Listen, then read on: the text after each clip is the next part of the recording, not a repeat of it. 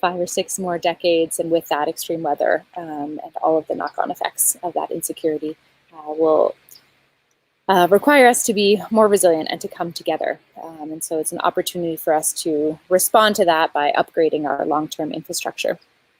And the next phase is all about regeneration, all this work that we're doing to bring back our waterways, to bring back our fish in our waterways, to bring back our ecosystems, to bring back health and connectivity within our communities will start to add up. And all the cascading benefits of all of these whole system solutions will continue to support one another. And we'll see this kind of wave of good news later on in the decade, which will hopefully overpower the bad news getting worse in some cases. And we'll be using our media in order to really focus on celebration rather than just focusing on how it works right now, which is really mining for our insecurities and anxieties. And then we'll move into the phase of re-enchantment and circularity, the final phase here, this idea of becoming re-enchanted with the world, really recognizing our central role as participants within nature, not apart from it, and ending this era of disassociation and exploitation and closing the loop, all resources, achieving this circularity in which all resources are either recovered or grown in a regenerative way. And again, remembering that we are integral functions of our ecosystem. So that is our provocation of the next decade. We are open to any insights that people might have of how we can tweak this story and make it a more collective story. And yeah, we're just at the beginning, really excited to be part of this studio, to have 144 multidisciplinary creators joining us for this first cohort. And yeah, just really grateful to Roxy for stewarding this program and for so many others who have helped this program launch in this last year. Thank you, Amanda. It's so exciting and important to get to go through the decade phases. I think a lot of times people are like, well, what do you mean design science? What do you mean design science decade? It might be worthwhile for you, Amanda, to actually speak a little more to what design science is. I mean, I can do a pretty good job, but you do a phenomenal job at talking about comprehensive anticipatory design science. So that might be fun for a moment if you're down. Yeah, of course. Yeah, so Buckminster Fuller called himself a comprehensive anticipatory design scientist. And yeah, comprehensive is all about, really seeing things from the whole. So it's a central tenet of regenerative design and looking at living systems as inspiration is looking at the whole instead of just overly fragmenting or seeing things as like an overly simplistic cause and effect. Really looking at like where there are mutually causal feedback loops where A is causing B and B is also causing A. The idea of kind of emergence and complexity and a lot of these things that didn't exist when Fuller was around are of that same kind of understanding that we're stepping into, really understanding the world in this more interdependent way rather than just kind of single pieces. Buckminster Fuller said, I am not a category, a thing, or a noun. I seem to be a verb, an evolutionary process, an integral function of the universe. And I think that really sums up kind of the comprehensive piece. And then anticipatory is like looking at factors and forces that are coming down the pike and really trying to plan for what's coming. I think a lot of design kind of looks at what was or what is. And comprehensive anticipatory design science is really about looking into the future and anticipating that we are, potential trim tabs. We have this like unique advantage. Each one of us has a essence that we can add, and we can, stick out our foot in the right direction and change everything, like the butterfly effect. And so looking into the future as one of possibility rather than just saying, oh, things have been going this way, and so, the future is likely going to suck, when there's actually so much possibility. And then design science is this blend of kind of being, an outward designer and having intention, but also looking at science and looking at ecology and really realizing that we're, again, integral functions of a larger system, and always kind of questioning the model from which we're designing. So Buckminster Fuller's one of his more famous quotes is, you can't change things by fighting the existing reality, because, you're actually just playing in that same paradigm still and reinforcing it often.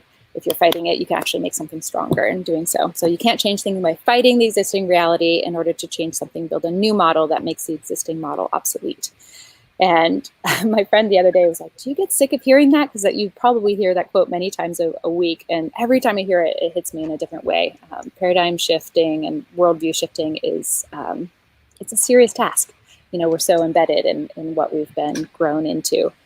So inspire, you know, I invite everyone to just shake it up as much as you can. And I think that's what we're doing with so many of the artists, like seeing things from a fresh perspective. And as Bayo Akomolafe says, being fugitives of the kind of old way of knowing the world. So it's kind of a combination of being fugitives and really shaking it up, learning and seeking that uncomfortable edge of learning and unlearning, while also being kind of overt designers, and the balance of those two things.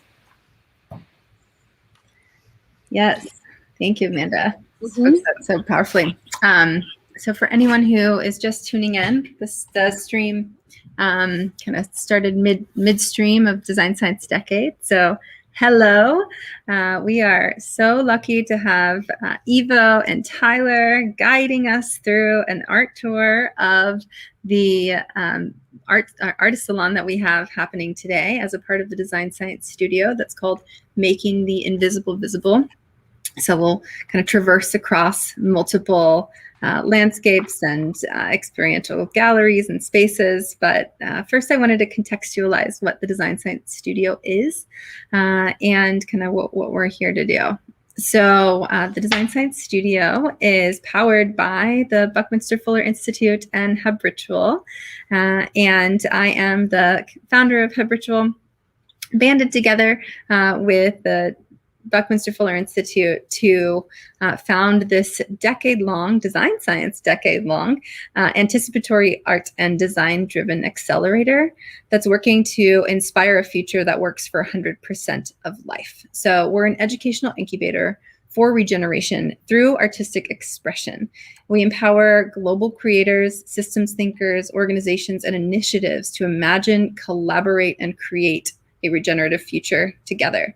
So these salons provide a peek into the multidimensional power of the creators' projects, their developmental experiences, and they also serve as an invitation for any interested participants or who come and find us through the salon to opt in and join the mission, join the revolution of this Design Science decade that Amanda just spoke to so powerfully. And it's because it's time for art that changes our future. We're at this cusp of a wild change, a thriving planet, and a healthy human society. And it's within our reach if only we dare to bring them into being. So welcome. This Immersive Artist Salon was created to inspire planetary cooperation. Amanda loves to say cooperators are standing by. And so we're making the invisible visible. And the theme of the invisible visible is all about kind of seeing the unseen, hearing the unheard, and feeling the unfelt. So we must observe deeply to be able to pull away the mirage of modernity and gain a deeper understanding of our interconnected, interdependent, interwoven stories, both past, present, and future. And so as we're hearing the unheard in our observations, we become more adept at hearing the sort of spiraling damage of colonialization and expansionism. And so in the wake of this listening, we're coming together to collaborate for a world that works for all life, and we're birthing ideas and stories and narratives and containers that can facilitate the design for an equitable and just future, to imagine and reimagine again what world can work for all life, not just people, not just some people. And this like embodying feeling of feeling the unfelt. So when we process these explorations in community, we get to turn knowledge into wisdom. Shared epiphanies inform us of what we must do together as we feel together. And solidarity is how the invisible becomes visible. As Amanda says, it is a matter of converting, and from Bucky, it is a Bucky quote, converting high technology from weaponry to livingry. And so the Design Science Studio was created to just empower the capacity of the creative community of artists, of designers, of polymaths of all kinds to feel kind of tooled up and connected so that they can be resourced to do their work in the world and focus their important missions on this future that we're paving together. And to do it through creativity and the incredible technology that we have in our hands of interdisciplinary art and shared experience as a language that surpasses the language that we can use in words.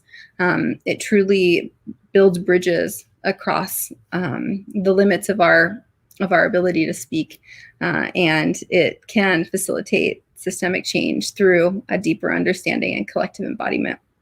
So that's what we're up to, and the salon is going to be amazing. We've only just begun, and we have another 9 hours. So the tickets are what do they call them? Sliding scale. Pay what you can.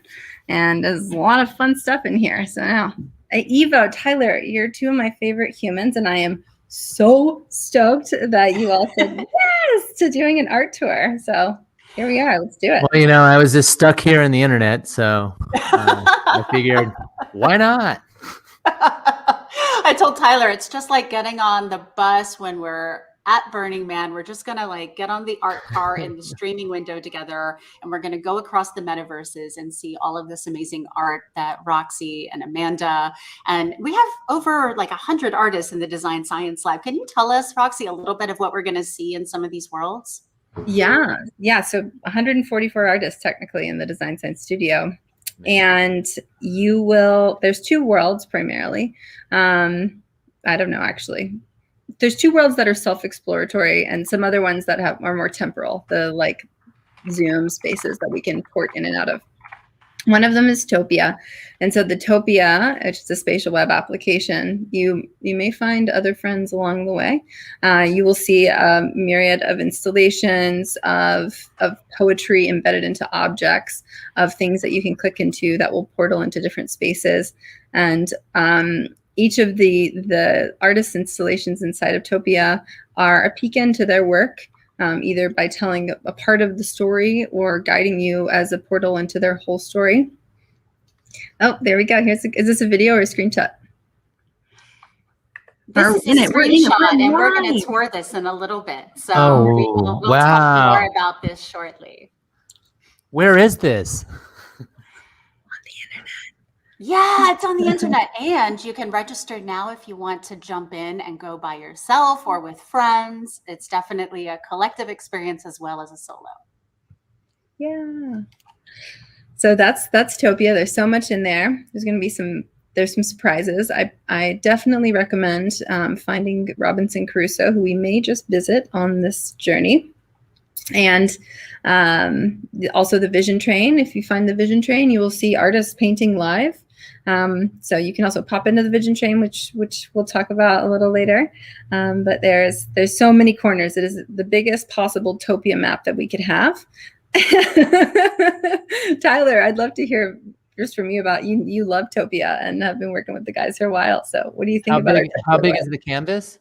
I think it's 800 by 800, whatever the biggest one they would let us do was. Yeah, I think it's big.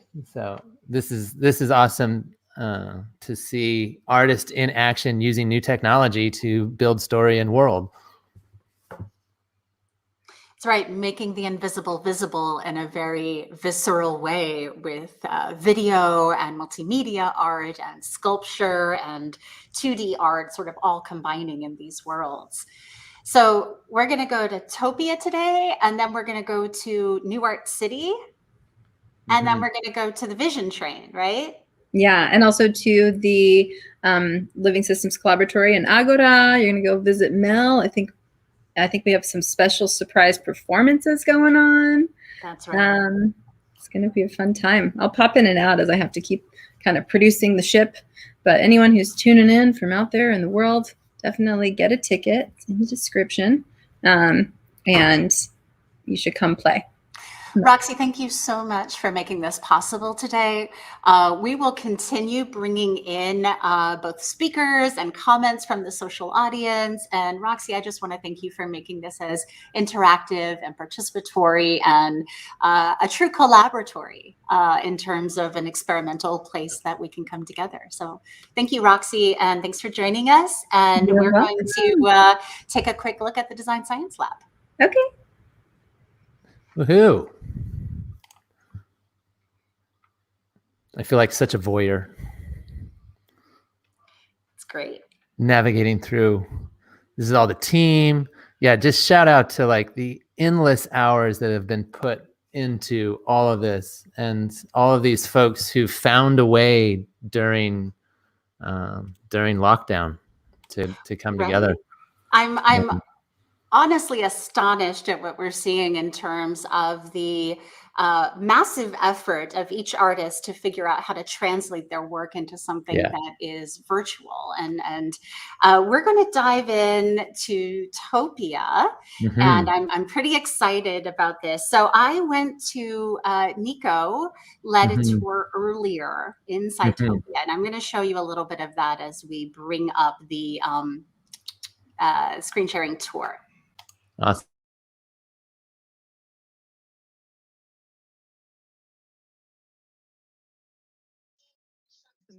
You're in some otherworldly land. Power of communication.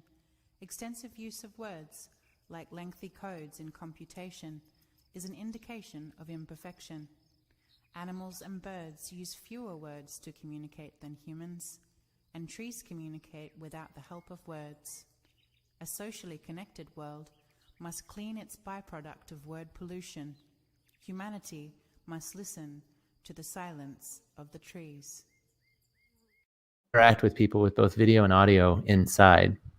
Right. So if you look, this is a screen share, and I am also in the little video window at the top there. So we're inside Topia right now. This is live, and we get to go wherever we want. And I saw some of the art here earlier. You can see that we're kind of at this new art city. I am this little character.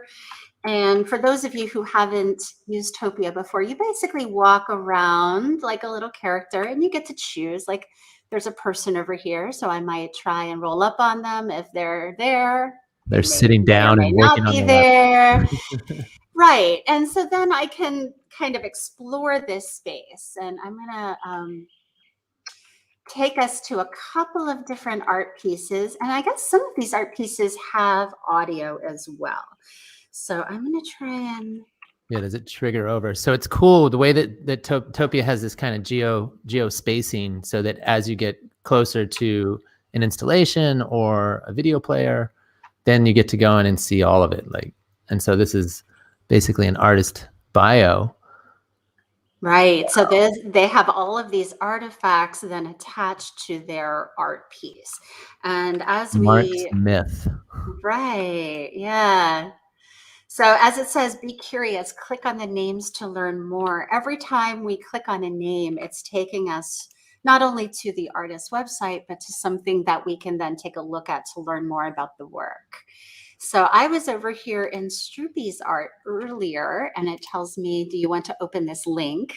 And then what he's done is created a different video altogether. And unfortunately, that is not coming up for you right now. I'd open in a new tab. It does. It opens a whole new tab. So yeah, we can do some screen sharing around that. But what I want you to see is mostly the sort of interactive experience of being in some of these art pieces. So Stroopy's, for example, is much more of a sculptural work. I love how they got the space. Yeah, zoom in on that.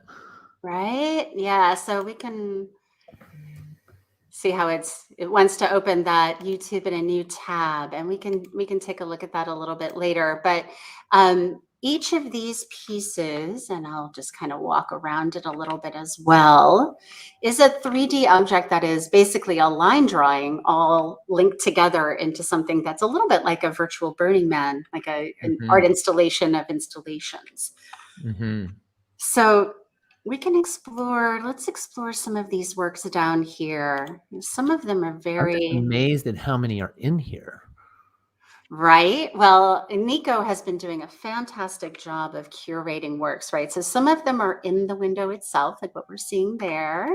Yep. Some of them are more works that are related to other portfolio works. For example, in this case, sustainable fashion line that Melissa's been developing. So each of these is sort of a sample of the portfolio of work that the artist is creating. And I'm going to zoom out a little bit so we can see this world, because you see how we're only seeing a small portion right now. Roxy was right. It's huge. It I is mean, absolutely you can humongous. spend hours in here. It's so cool that like we really are at this place where we can do a virtual like a virtual gallery in a way that you can on your own, you can go running around or like with a group of people. And it is fun. It's such a novel experience if you haven't done anything like this before to go running around. I've hosted a few worlds in here and people are like, wow, I feel like I actually just went to a festival. You know? Right? Yeah, I mean, this is so playful. So the Mhm. artist here, another fashion designer, this looks like Tashka's work, I believe. So she has created a sort of a convertible fashion line that where pieces become multiple things. Again, thinking about sustainable fashion in new ways. I'm going to show you Tashka for a second because she just gave a talk in the Agora a little while ago. Becoming Right. that the artist went through in bringing this something new and original forward. And so and what would it feel like if we all could experience on top of the piece of art the human process that went behind the stage and the story of us slaying our own dragons in order to show up. So slaying our dragons in order to show up. I love working with these artists. It has been such an amazing opportunity to think through how other designers work and then to be in a collaboration where we're meeting every week. Been meeting together since September now. So Wow. I got to say, I've been just amazed at what some of these artists are creating. Let's walk up here. What a gift too to be able to have been collaborating not just with like folks that you used to know or that old friends, like all these new friends from all over the world. Exactly, exactly. So the glass bead game, it looks like it wants me to bring up another URL again. You zoom in, yeah. Let's see. I don't think the glass bead game is going to pop up, but It's its own portal. It's its own game. right. It's basically taking you to, if you know the book, The Glass Bead Game, there is a digital version of that. So these are really exciting. Some of them are very interactive. Some of them are performance spaces or are more like game spaces. I have no idea what this is up here, so I'm going to check it out. Yeah, real what is quick. this? What is this thing? I'm going to zoom in. I love this design. And it's like, I think it said something of it was a Bauhaus reference. Yeah, virtual Virtual Bauhaus Museum. And then if you want to go and be live in that Bauhaus Museum, you can do that. That's awesome. Yeah, I love this. I love it sitting here in the way when that clicks out to the website. Yeah. I just love the way that especially with see the forest for the buildings. Yeah, I want to get a little closer because it is like a maze the way the avatar is kind of going in and out of these spaces. Yeah. And it's interesting, like here we have links to books and visual art pieces. Some of these are 2D art that then link over to the portfolios of the artists. There is a Design Science Studio shop, by the way, for those of you who are curious about all of these things and how they fit together. It is at marketplace.bfi.org. So some of these artists are then selling unique works with the Buckminster Fuller Institute. For example, Amanda Sage, who we'll see a little bit later. Yeah, and so talk a little bit about that. How does that connect? Like, so how is that part of the Design Science Studio? This is a way to support artists and their work, as well as allow them to be part of the studio, to be collaborating. Right. So Amanda Sage, for example, who we'll see later in the Vision Train, has been leading regular visionary art experiences with many artists now for many months over streaming, mostly painting live on Zoom. So that translated into a whole new body of work as well. So Amanda obviously has a 20-year background as a fine arts painter, but now also has this collaborative effort that can become new shows or new museum exhibits down the line. Right. And then just like the experience, like, yeah, that's the, you know, all throughout humanity, the greatest things that have ever come out of humans is when they collaborated together. And when you think of just like the old school, the iconic, you know, legends with Michelangelo and Leonardo da Vinci, those two were in the same school together, competing. I don't And know if you saw that, but some of our other collaboratory folks just popped on in during the right, Topia side of the art tour. So totally. I feel like we're constantly helping each other refine new work. So Hannah, who we just saw, leads an amazing nonprofit organization, and she works with other sustainability leaders. And then we can all refine each other's work to say, okay, how do we create a benefit concert for all of our artists to do something together as a fundraiser? Was that Hannah Apricot? Yeah. Oh yes. What a true warriors. She has been doing the work for so long. We're waving hi to you from the tour. Welcome, and thanks for all of your amazing art efforts. We're looking at you from the stream right now. Wonderful. Enjoy Topia and enjoy the magic that's here. Yeah, we're gonna go explore a little bit more. Have a great day, Yeah, like y'all. what is this pom-pom? 3D Yes, staircase pom-pom. Lessons from a Tree by Umar, and I'm going to pronounce this name wrong, Umar Zia. I think I've pronounced that very wrong, so I want to apologize in advance. So this is a tree that also has an audio installation. When new knowledge is revealed to them about that thing. A tremendously volatile state of human emotions suggests that they know very little about things. On the other hand, trees reveal no emotions at all. It is only logical to deduce that knowledge of the trees is grand. Knowledge of the trees is grand. So this is all lessons from a tree, and it's as if the tree is speaking. And the piece that we just walked through after that, which is the temple here, also has audio clips, which are designed for meditation and all sorts of things. So when we're over here, we hear, I believe Ganga did this installation. Oh, So wow. you hear this sort of meditative piece, and then you can walk into this nest. Oh, awesome. So yeah, I love that that's where Faith left herself to work. Totally. I Right? love how it is actually like that. You know, if once you're in here and you're really doing something, then, you know, spending days on end. Wow. That's amazing. I love the ability to import the illustrations. In the very beginning of Topia, it was just kind of a handful of iconography of elements, and now, yeah, they have really they've really seized the day here. Right. So we have the Alchemy Center. It looks like up here is the Vision Train group. So some folks are here, even while they might be in Zoom painting live. Right. Well, you speak to like what it's the Vision Train, like what is that is such a great name.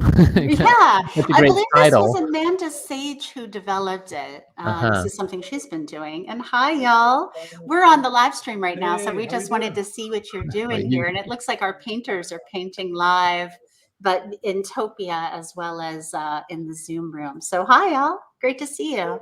Hey, how you doing, Evo? Yeah, are you painting as part of the Vision Train today? Yeah, I am, yeah. Lauren's here as well, Keith too. Yeah, and Samael as well. Yeah, we're all here just jamming out. We're on the second cadre of individuals that are joining in at the moment. So I've got the Vision Train on in the background while we're painting. So actually we're in two worlds at once right now. But it's nice to be a bit of a bridge between both of these amazing movements and projects. And yeah, it's nice to be part of this conversation. So yeah, how about yourself? How did you find your way here? Well, we're doing a live art tour right now. So we're going across all of the different worlds. And this tour is going to end at the Vision Train Zoom room a little bit later on. So we'll be back to you. And we are going to come in via Zoom at the end of the day. So thanks for showing us a little bit more of what you're up to. And I'm super curious, how long have y'all been painting together now? Well, 10 months. I think like is how long it's been going on for, since last March. 10 Yeah, months. yeah, what an amazing lifeline it's been. There's been so much comfort had from such a caring community of people that just are there to listen and to give tips and inspire and help jog us out of our creative slumps. It's been an absolute lifeline during all of this chaos that we've had this year. So yeah, hop on anytime. It's awesome. Thank you so much for sharing, Joe. I really appreciate that. We're going to wander on, but we'll see you a little bit later on the Vision Train. Nice one. Bye. Bye. Wow, you hear that all the time with wherever folks were able to find community. You know, it true, like they speak of it as a lifeline. You know, but it really makes me sad for knowing how many people were not able to find anyone. You know, Right. and so because that's the majority, that's the masses, and that's why we need to continue doing all of this. Dill, I don't know if you just saw what happened, but it basically wanted to take me to a new Zoom when I went into Robinson Crusoe. Right. Because what it is doing, and you know what, I don't want to do that right now. So I'm going to make it stop. But basically, some of these installations seem to be attached to specific spaces. And that's an interesting play to kind of link them to Zoom rooms. I believe there are some interactive elements here as well. Yeah, this is another, like a hack, the Zoom hack and the tours, and doing Zoom worlds within Zoom worlds has, yeah, it's art will survive. That's what I always keep saying. Like art will always find a way. Right. Well, I want to show them just a little bit of the collaboratory as well. So what I'm going to do is I'm going to do a different screen share for a few moments so that we can see things. Yeah. And do we have, I think we might have a trailer for Robinson Crusoe as well. I'm going to look for that. Which one will it be? Yeah.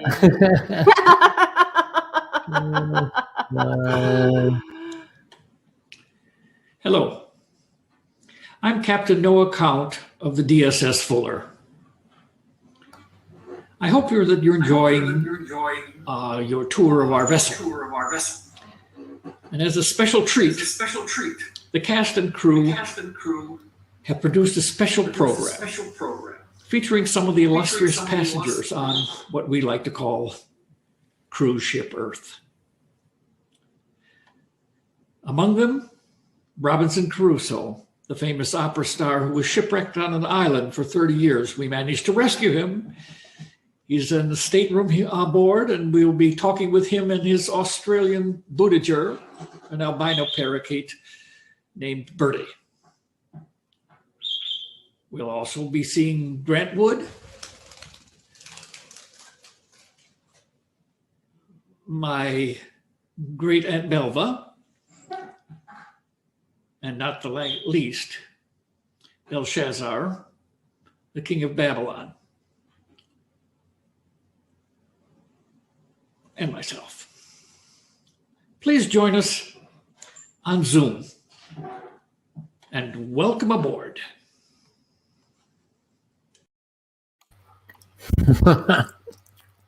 Pretty wild, right? Well, I want to go. Tell me more. Who is this man? Pretty wild. Pretty wild. All right. So I know you're seeing now what is in the Zoom, and I wanted to show you just a little bit of what they're doing over there. So what we're going to see. So right now we have Carla giving a talk, and I wanted to give them just a little bit of a sample of what's happening in the Agora, because this is going to be going on all day. This is a whole separate Zoom section for those who are design leaders from around the world who've been working with Roxy and BFI since the beginning of the year.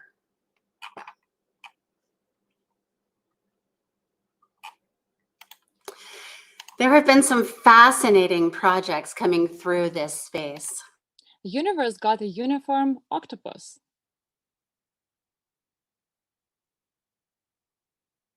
On the mission to hack a logical world, universe jumped straight to blood vessels. Oh no, octopus hands got stuck inside a human head. Ouch, hello headache, vomiting migraines.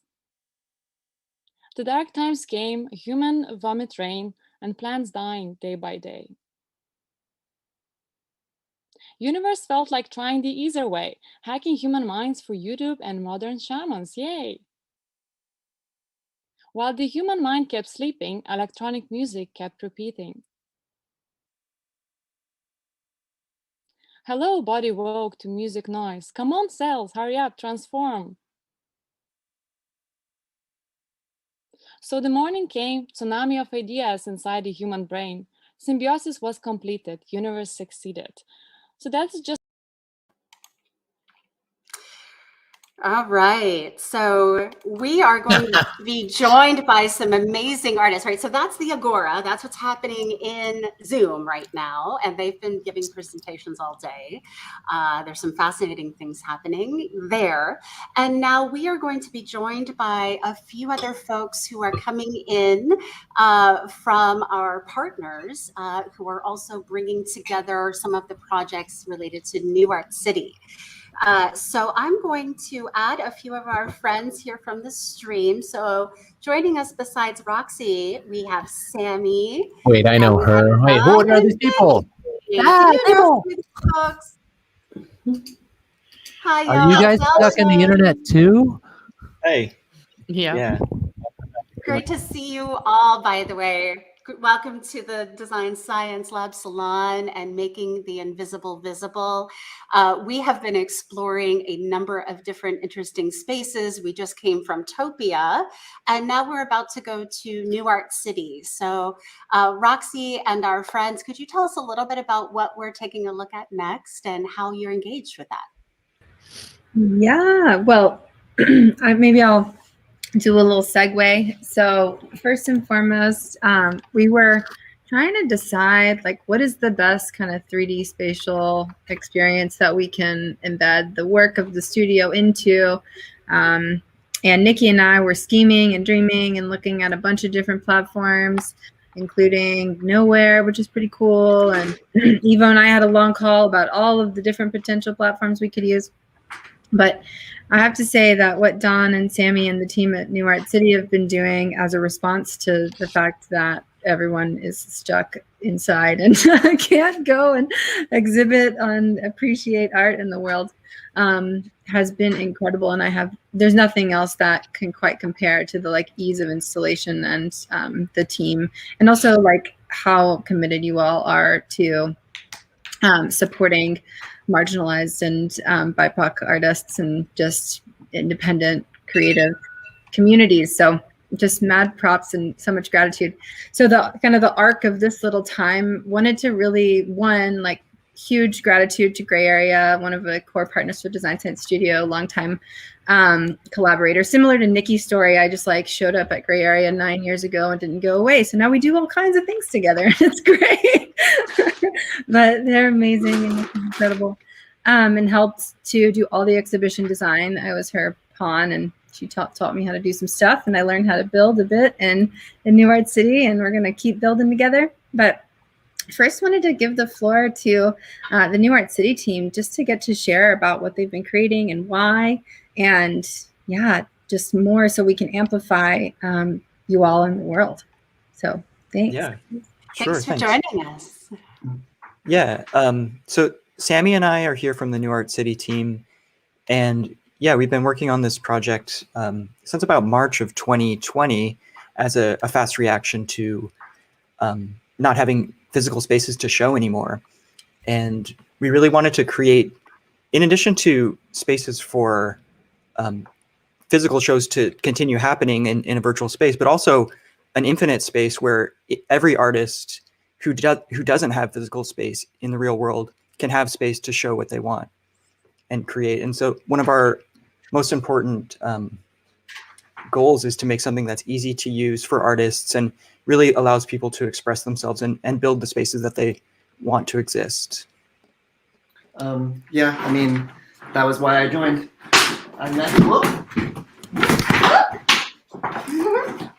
I have a lot of toys in my studio, but I was putatively a sound artist before joining the city. I met Don at a hackerspace in Oakland building a synthesizer, but I always dreamed of multimedia installation. But I think what's interesting about running a gallery like this, where we show artists who actually show at the Whitney, is that I've never shown in a gallery. I've never had a residency. Until I transitioned last year, I didn't really even call myself an artist. I was afraid to call myself a musician. And I think that story was compelling to Don also. And I think sort of my job is to transmit that message to those people. Art is a way of making sense of your world with symbolic thought. Everybody must do art, if only for themselves, but it's nice to see the art that people make for themselves. Yeah, and Gray Area has been a really great partner with us since the beginning. They were, I think, maybe our third show doing their incubator showcase. And yeah, so they've really been with us since the beginning, and they've helped us grow, and we've grown together. So yeah, it's been a really great collaboration, and it's really cool to see this this new space with all these incredible artworks being created in a very quick timeline too, thanks to Nikki, is now an expert in installation. Yeah, Nikki is a badass. I was really impressed that you got that up so fast.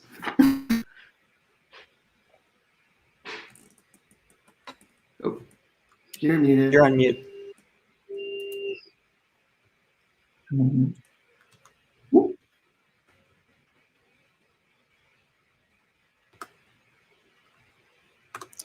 You're still on mute, Nikki.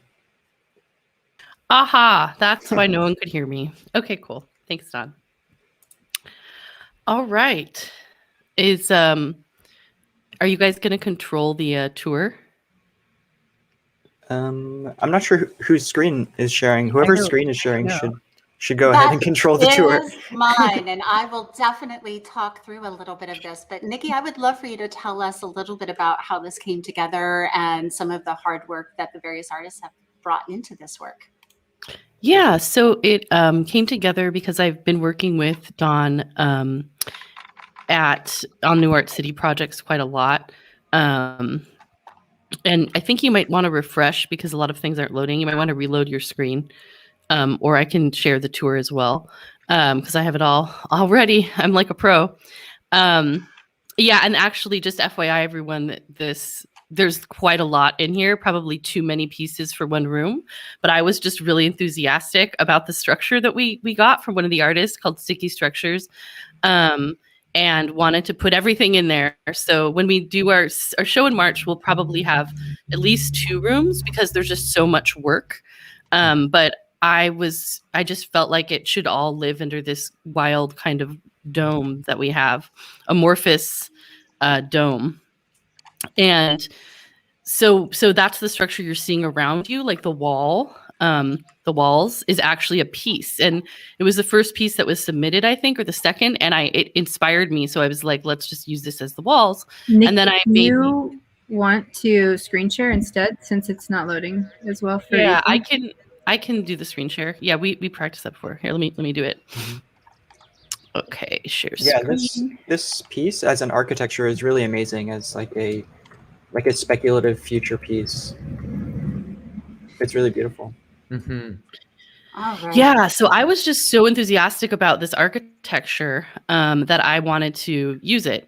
And I then put in the daisies on the ground just because I'm super into that. I made a game called Emoji VR. I was like, I just want to lie down and take a nap. Eventually we were like, let's make a floor that feels like you're in a floating island. But then we just started with daisies, and the daisies are great. Yeah, well, I'm just really into this sort of 90s hyper aesthetic, as you can tell. So yeah, so we picked this piece. This is the first piece that inspired the whole thing. Oh, there's a dog barking. And this is it. And you can see here it how it was made in, I think it was in Maya. It was designed. This video shows it, which is just pretty cool to even have the artwork become the space you're in, which is a unique thing. And perfect for the space as well. We just discovered that all the art barely fit, but we were able to have little nooks and crannies. It was good.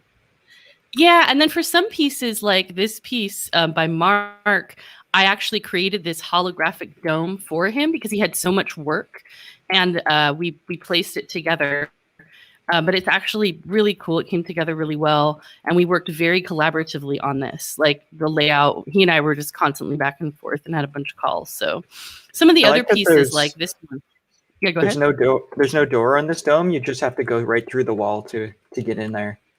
Yeah, I had one with a door and a way more, stuff going on, and he was like, "No." I was like, okay, so, just make it secret. No, a secret surprise. So this is more straightforward, right? This piece is a video piece, and she wanted 2 trees, but it's also a really nice, I think, integration of 2D animation and 3D shapes, which is what we're getting to with the core of the New Art City space. Is how do you incorporate 2D and 3D together? And I'm coming at this as a design technologist and artist, so I'm always thinking about these things. For example, this is a giant turtle, but one of my favorite things is that you can and see it from the inside, which is just pretty remarkable.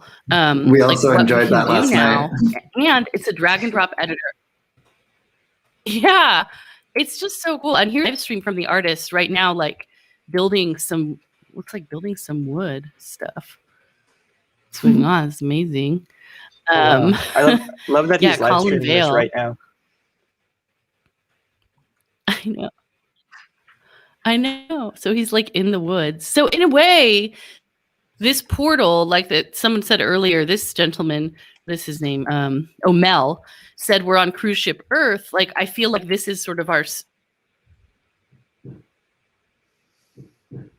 And the cool thing too is you can actually just kind of roam through the walls, just go right on through.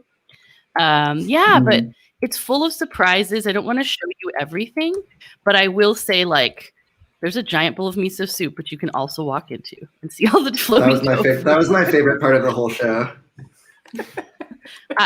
Roxy and I added that element because loved it. Yeah. Would you like to be this in the one soup, you can go on inside. the soup, or around the soup? Yeah, sounds funny.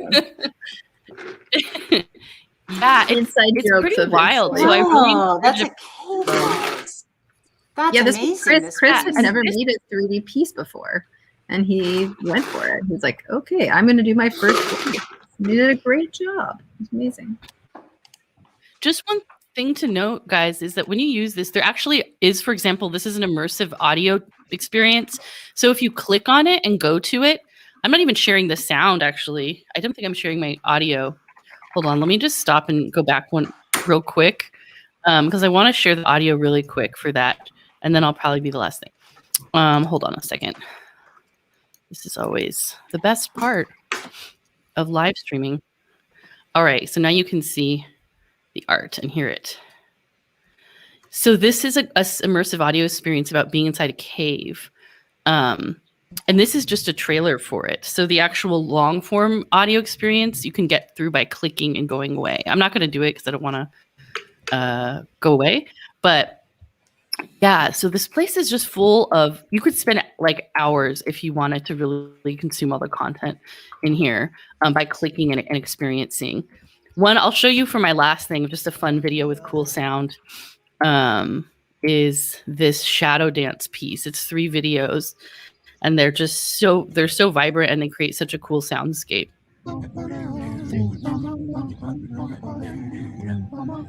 It's all acoustic and vocal.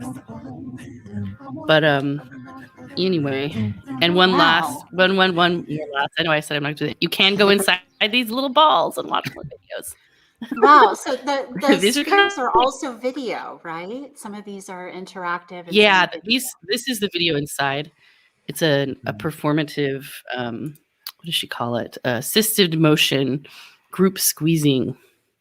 So yeah, so it's eco-regulation. So it's all everywhere. And I encourage everyone to play around and walk around. And here's the map that I would like to call out Victoire for making this map, who is another great area team member. Thank you, Victoire. It took her a long time to get the structure on there properly. She's pretty badass. And then my little animated video. There's some portals in here too to go over to Topia. which is cool. So you can right portal here. from Topia into here, and then you can portal from here into Topia. Mm-hmm. And that little sign right there is actually one of Nikki's awesome pieces of art, which I forced her to put her art in here too. I was like, you need to do some of your I'm unattainable. so glad. I want to see Nikki's art a little bit more there. That's great. Yeah, Nikki, go Oh over your yeah. unattainable landscape. Show us your I know, work. why isn't it? Okay. It's a lot. It's just this. It's a lot for a browser to manage.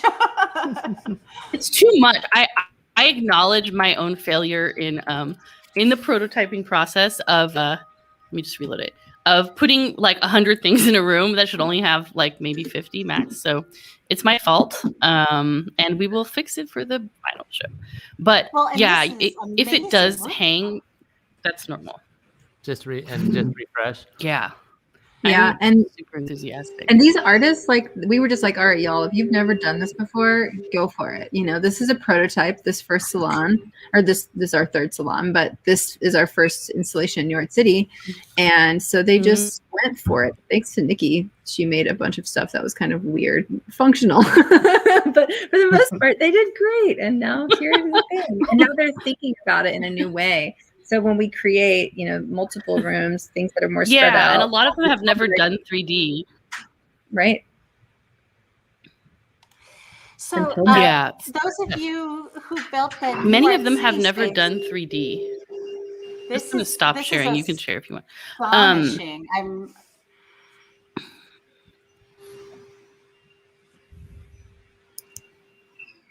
Yeah, so many of the artists have never done 3D, and this was the first time they did it, and with some assistance from me.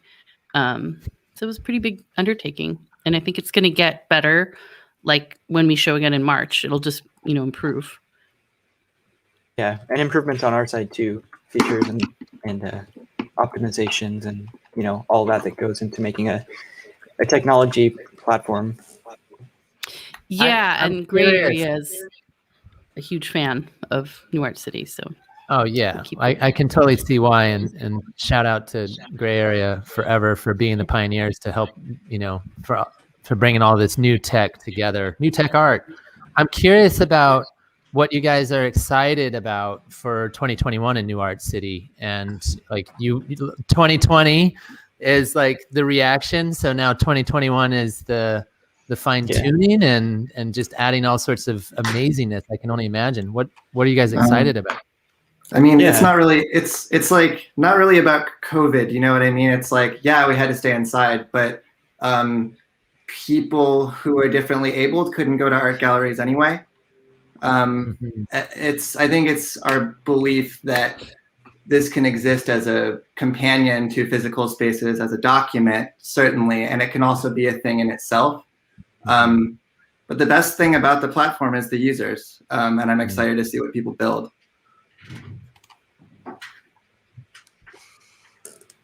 I think for us, the thing that was most exciting about going online in general, was that I was able to work with people all over the world. I've had artists, from different countries, Japan, Europe, all over the place, and students too, taking classes. So I think New Art City allows for cross global, collaboration in a new way,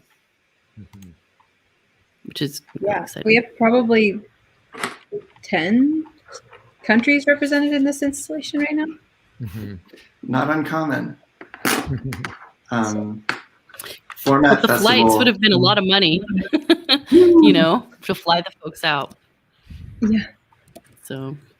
Yeah, I love it. I spent my life curating shows all over the world, and have always done things in and outs of analog and digital. And we're just going to see this convergence continue, and everything that has been invented is not a time base. It's now here forever. So props to the whole team. I know how much time, I can only imagine how much time, but I'd love to see this coming together for art, man, for the sake of art, and then to have the Design Science Studio and Gray Area and Buckminster Fuller Institute all to have as a purpose makes it all that much more. So I'm just so inspired by everything that I'm seeing here, and I love you all so much. Thanks. Yeah, you'll see a lot of new things in the future from New Art City as well. We publish a lot of shows on our homepage, and our proposal form on our homepage is always open if people want to create new shows. How many shows have happened so far?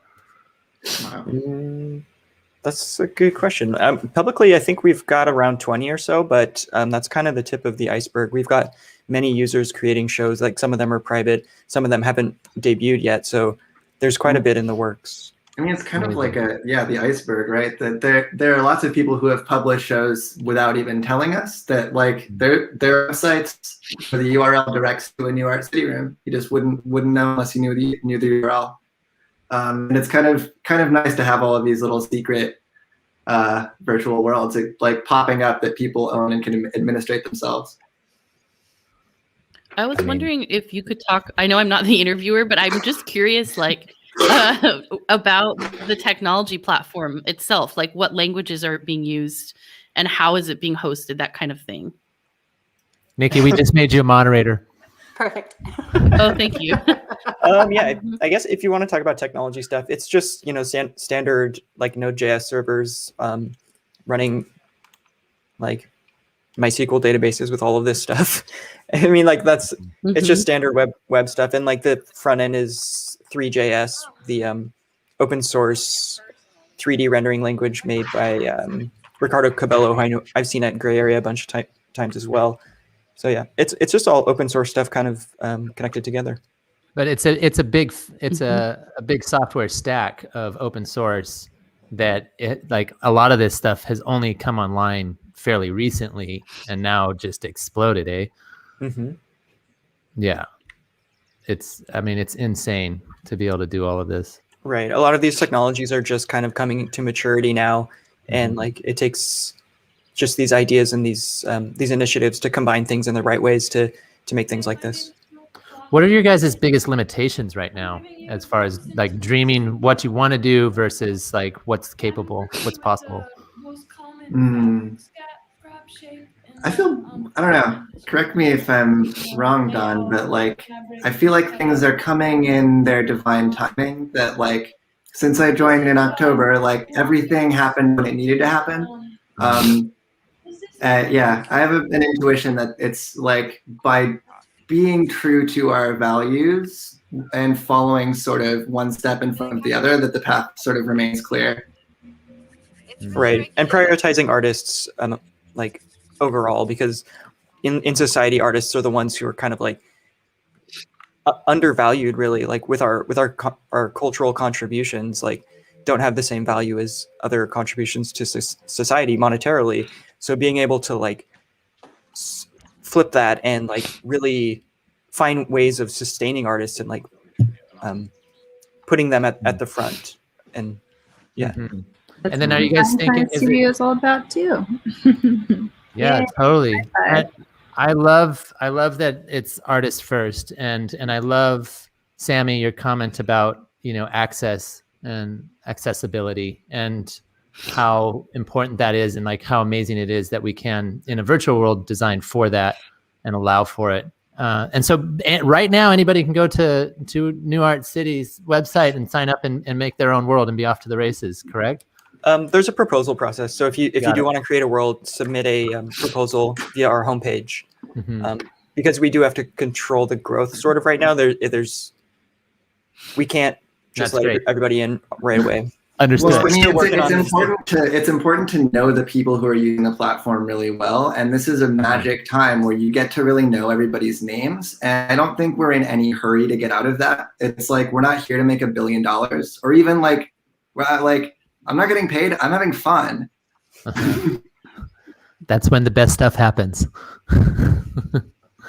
And That's I would amazing, say though. from having used a lot of online 3D software engines, it's the best one I've used, because there was one for 3JS, but it closed down. So it's the most intuitive, best like one. I mean, SketchUp is good, like the web, but yeah, it's great. So I hope it can become accessible to everyone at some point when you guys go public or whatever. I'm kidding. Silicon Valley. No, but I would like to see it grow because it's great. It's in the same vein as something like Art Vibe is for, AR. It's a similar or kind Canva of is for designing like graphically. Yeah. It's like I was very, very pleased at how straightforward it was to build. And Man, I was on. Although I think Nikki was trying to like give me the world's hardest assignment. She's like, your first installation is these 25 pieces on a squiggly wall. What am I doing? I was like, okay. Learn. It looks good. That's how you learn. No corners. Yeah, definitely no corners. It was rough. It was the hardest part is 3D objects. So I only gave you a mid-level assignment. I did one 3D object, didn't I? Oh, I think you redid it actually. Yeah, well. I might have redone it. That's I was like, just seeing how these like spaces are advancing so fast. I was watching the Product Hunt's Golden Kitty Awards on Thursday, and there are so many tools that allow for you to go from the physical to the digital that are coming online, and there really is. I just keep thinking about it as a renaissance. So you all are absolutely Renaissance and pioneers here, and like you're laying the groundwork for the future that's going to be, I can't even imagine. Think about it in 5 years from now, like what we'll be able to do. We're just playing games. Don't give us so much credit. Oh no! Again, there's an amazing book called The History of Play, and in it, the author outlines how most of the advancement of society, humanity, has been because of things that didn't matter at all, and from people coming together and making things that had no purpose other than wow. Oh, this matters a lot. Yeah, but in a different way, I keep coming back to like the play. There's so much play happening here, and just hearing other artists say how this is like the design science has been a lifesaver, a lifeline, and being able to have a project and a purpose and to be able to connect with other people all over the world. I started streaming media in 1997, and so. It was really, really, really hard. The fact that we could all sit here is it's amazing. So back when modems were still measured in bauds. 56K, and like that was a long time ago. So, so what you're doing is amazing, and keep making it fun and accessible for everyone. Thank you. Yeah, we haven't even told them about Giacomo. I don't even want to know. Giacomo is our killer feature. That's the one that Mark Andreessen's going to knock on our door for. All right. Amazing. Well, thank you so much. And we have Nico here, though. We haven't actually heard from Nico, another wizard behind the curtain. It's a perfect time too, because it's like, yes, the plan is coming together. Yes. He's our Renaissance man. I love Renaissance. I've never heard this word. What? It's one of our words for the studio. Nico can tell you all about it. We need new words. You know what? It's new words for new world. We've been using Renaissance so much because I feel it perfectly synthesizes what we're doing. And I did a bit of research on where the word came to be, and I haven't found anything. So if you know who coined the word Renaissance, actually the earliest reference that I found on the internet, it's a makeup company 5 years ago, but nothing on the modern use. I started reading it maybe about a year ago in some places, and the Renaissance. I now have a task. Yeah, internet seekers and curious people. But yeah, so I feel there is. It's very fascinating to see, when.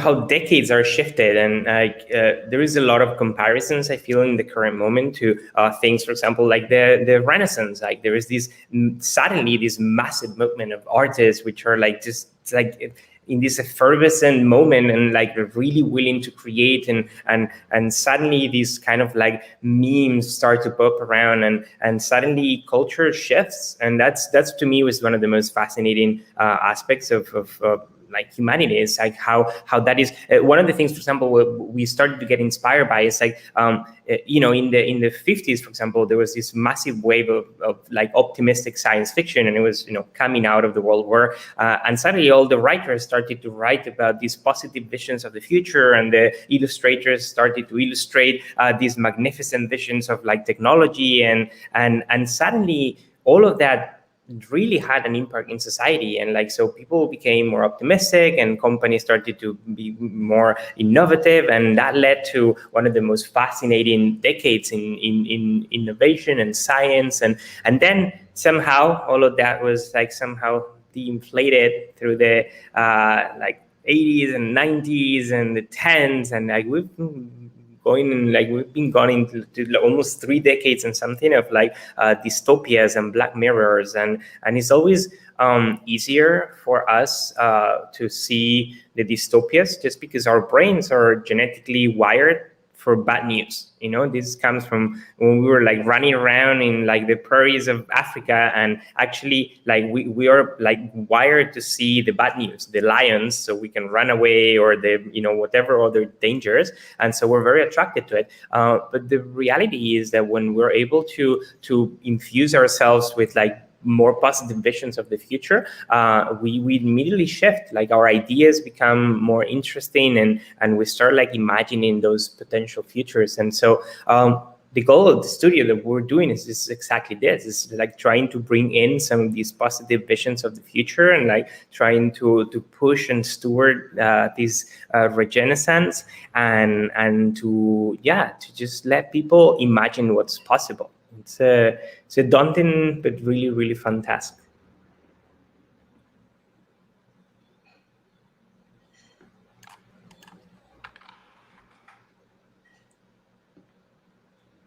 Mic drop.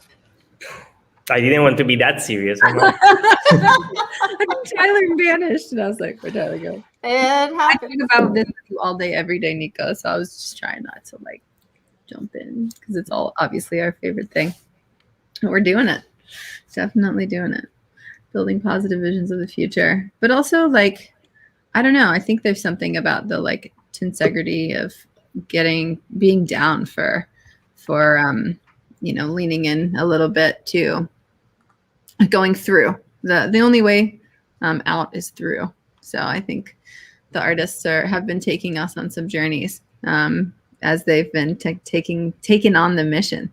And I think Ada's piece is a really good example of that. You know, like she's just dove in the last 2 weeks and decided to take her immersive journey inspired by the Kogi tribes of Colombia and get into audio engineering to take people on an immersive journey through to kind of help dissolve the ego and move beyond colonialism and kind of deepen in. And so these like positive visions can take many forms. But yeah. Curious, you said dystopia, and I have a whole, like, I do a lot of counter dystopian, but have you guys studied protopia? Well, can we tell you about protopia? Great. We should talk. Oh, Nico, do you want to talk about Orient? I mean, I know it's like kind of under wraps and we haven't really shared much about it, but for sure. Maybe at least share the protopia slide. One slide. I mean, come on, it's so good. Yeah, we have all this. Okay, so a little preview.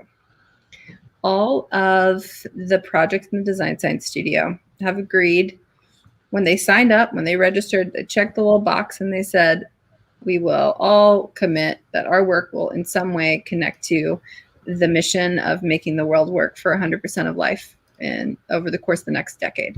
And then we've done a ton of world building exercises with them, and we are on the cusp of launching a kind of a world build that all the projects are connected to, which is a protopia, in fact, for Regenesis, in fact. I see the new world language is coming together. Yes, Nico said new words for a new world, new words for a new world. Words matter. Words matter so much. Yeah, so we won't unveil too much, but we thought that there is this emergence, right, of like new ideas, new things are happening. There's definitely like a mimetic component that is around and that we are all kind of feeling into it. And I would say that the closest that we've found to these subcultures that are popping up is what is called solar punk. You know, we had cyberpunk, which was this, like, again, a dystopian vision of the future. And now there's this emergence of like this concept of solar punk, which is more like, you know, it's more this cutesy anime vision of like cities that are fully just like filled with plants and animals, and it's very green. And so we thought that we wanted to kind of like put a wrap and a container to these and started to create a place that people could feel identified in, and that, you know, that all these amazing ideas are emerging could have a place that like kind of, you know, they fit in and they feel that they can find their pairs. And so we're putting together this cohesive narrative that we're going to be launching in a month and a half, and that we hope will live through the entire decade, and in which the idea is that any project that is doing something with like regenerative ideas in mind will be able to fit in. We won't unveil too much, but the concept is circles around a city, a floating city that appears that appeared in 2021, and that appears and disappears and docks next to other cities, and is the perfect epitome of the solar punk city, fully solar power, with like new governance systems, incredible ideas filled with art, plants, animals, and where really anything can happen, and all these ideas can take place. And so our goal is that all that happens around the Renaissance during this decade has a home, and it can be linked somehow to this narrative. And eventually, who knows, maybe it will turn into a movie, a video game, and really anchor all of these ideas that we're circling around that will inspire an entire generation. Sign me up. Is that in the internet? Can I get a +1? For sure. Take me away. We're working on it. And you're amazing. In. Sorry, so too bad, Tyler. You're wrangled in for the decade as one. I don't have a choice. Apparently. You don't have a choice. So let's go. We definitely need to bring Monica Belinsky along for the ride in that. Yeah. Love her. Okay, so that's amazing. Thank you so much for sharing. And I am so excited, truly, because you guys the artists are always the one who will lead the way. So we are going to go over to Amy. Is this correct? We have a performance. Yes, we do have a performance. Roxy, and now hello, Amy. Do we have her cute? Do we have her audio? Can she hear me? Or is she looking at me? Does she even know I exist? Do I know she exists? We're going to work on that audio here as best we can. All right, let's let her.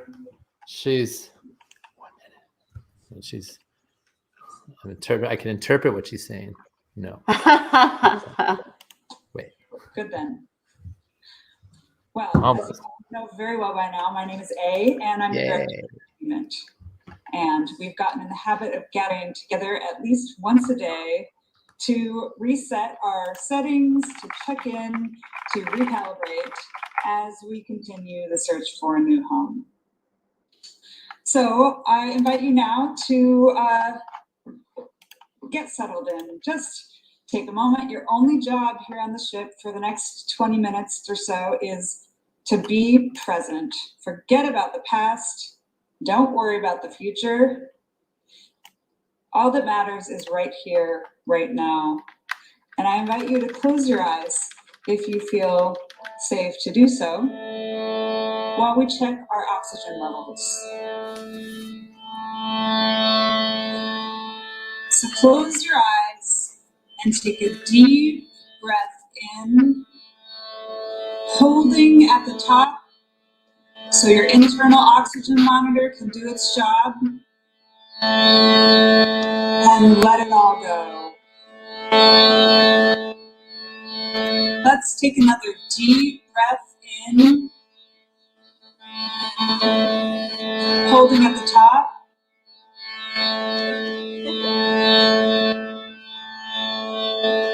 And let it all go, maybe with a sigh this time.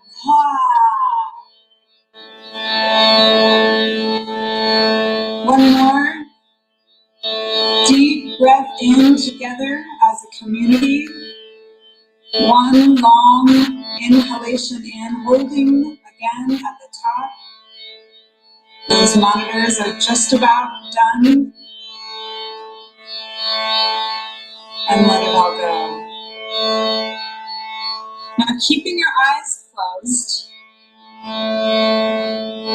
let's activate our memory modules.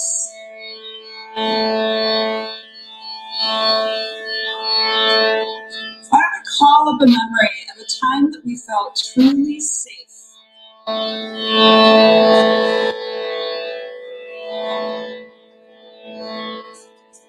Start to look around that memory.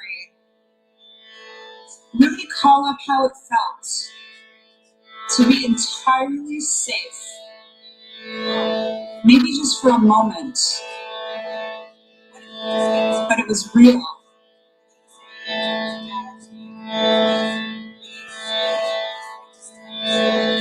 Look around that memory. Start to smell the air. What did it smell like?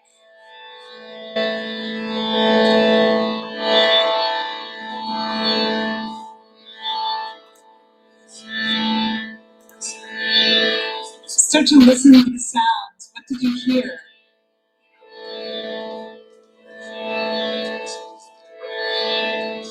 Who was there with you?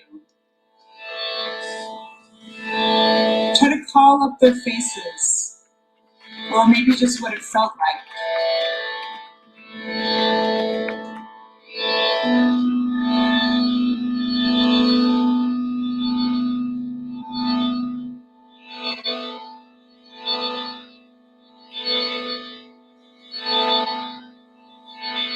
How did it feel?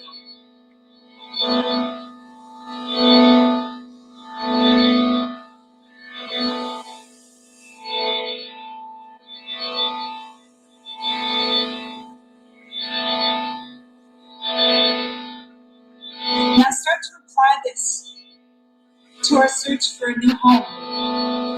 If you can, just extend this memory into the future and start to envision what it will feel like in our new home when we find it.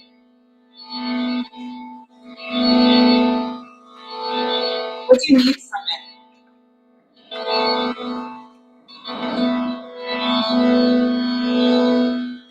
How does it feel?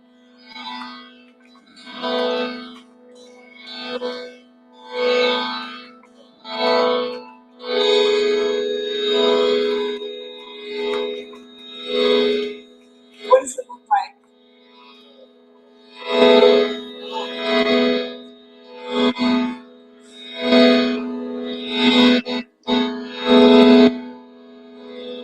Through memories in our imagination, we will design the home that we want to live in together.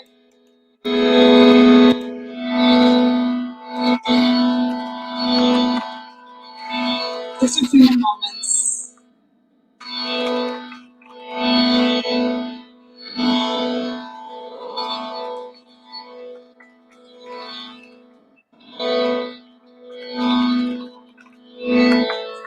Come back to the present.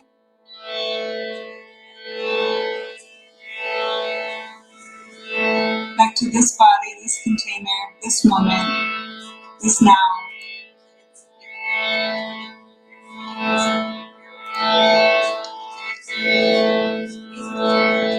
We honor those memories as we step into our collective future.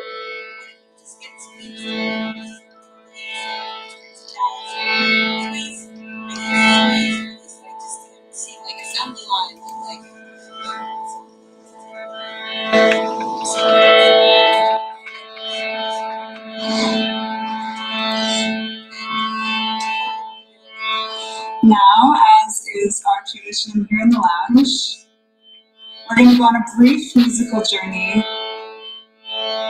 We're gonna continue to activate those memory modules, do a little time travel, starting with all the way back over 100 years ago, actually about 120 years ago, to the year 1948.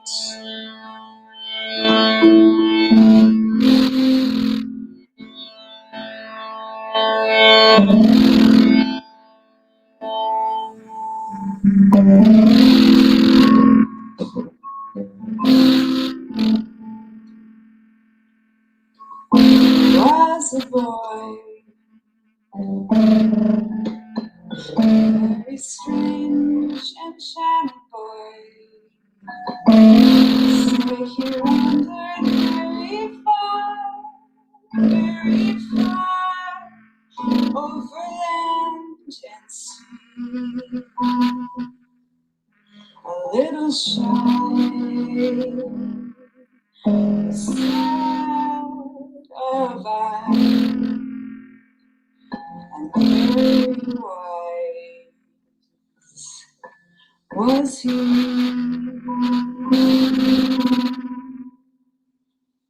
And then one day, magically he passed my way, and he spoke of many things, fools and kings. This he said to me: the greatest thing you'll ever learn is just to love and be loved.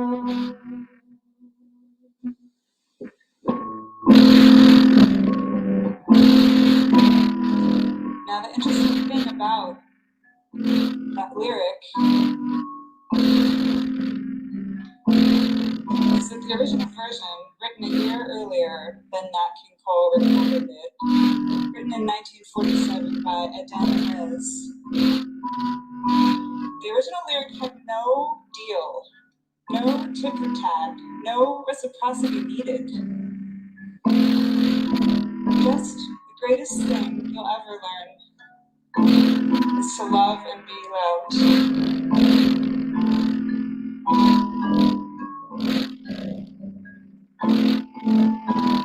The greatest thing you'll ever learn is just to love. Just to love is enough. What if we didn't need the reciprocity?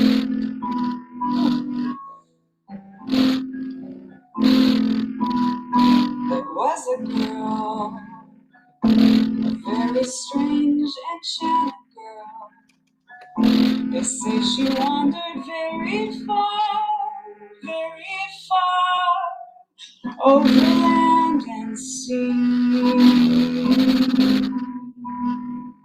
A little shy,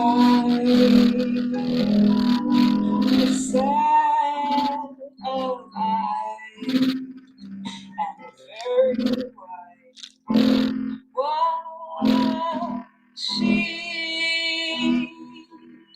And then one day, the magic day, she passed my way. And then we spoke of many things, fools and kings. This she said to me: the greatest thing you'll ever learn is just to love.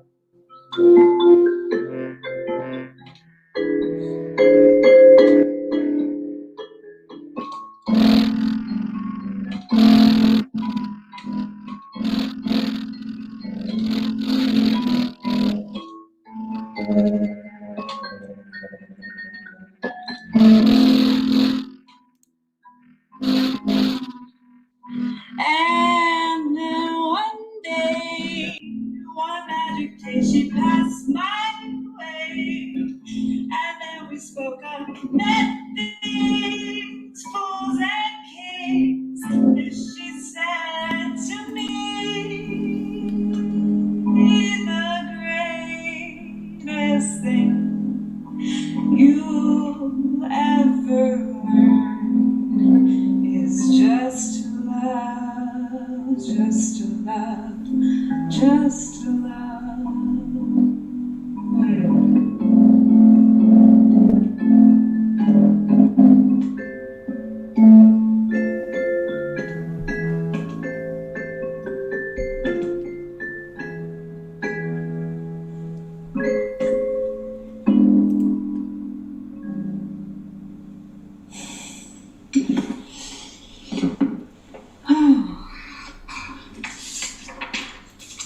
Well, let's see. Where else can we go? How about 10 years later, the year 1957,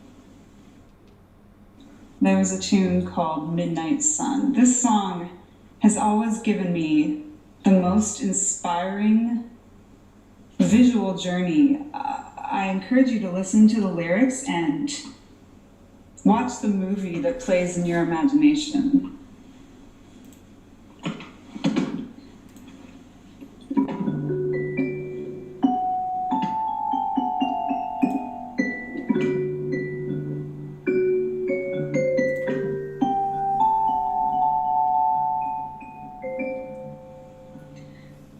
Your lips were like a red and ruby chalice, warmer than the summer night. The clouds were like an alabaster palace, rising to a snowy height. Each star its own aurora borealis. Suddenly you held me tight. I could see the midnight sun. I can't explain the silver rain that found me. Or was that a moonlit veil? The music of the universe around me. Or was that a nightingale?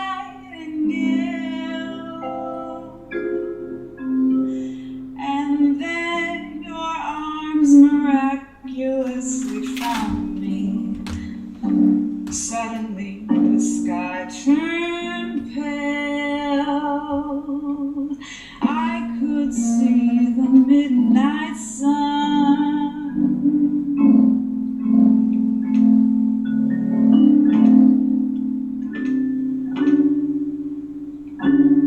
Was there such a night? It's a thrill I still don't quite believe.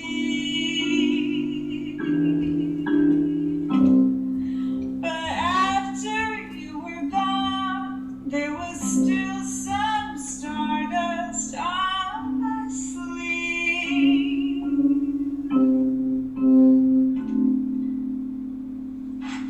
The pain of it may dwindle to an ember, and the stars forget to shine. But we may see the meadow in December. I see white and crystalline.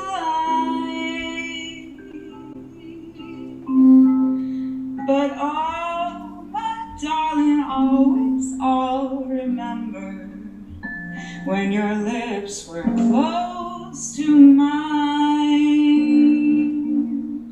and I saw the midnight sun, the midnight sun, I saw the midnight sun, the midnight sun up above.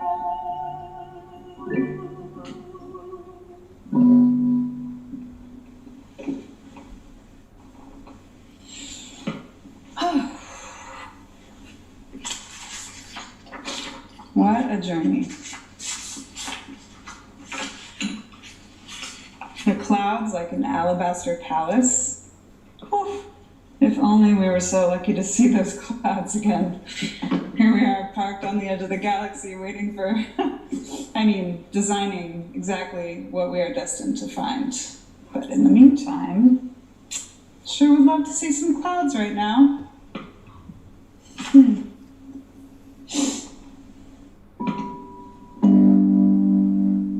Well, we have one more song together. This is an original written here on the ship. Also a bit of nostalgia for our old home, for Earth, and for the people that we shared it with. Our family, our friends, the people that we don't get to share space with right now. This song has a little bit of sadness, but also gratitude for the people that make our lives what it is.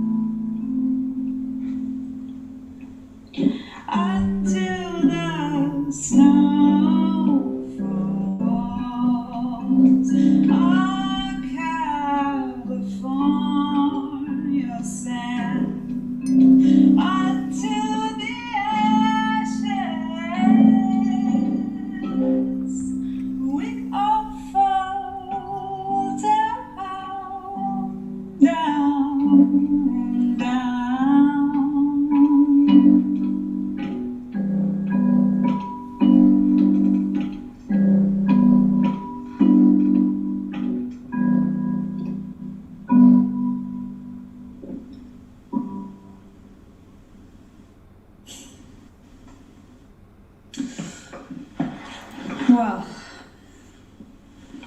thank you so much for joining me here in the U Lounge.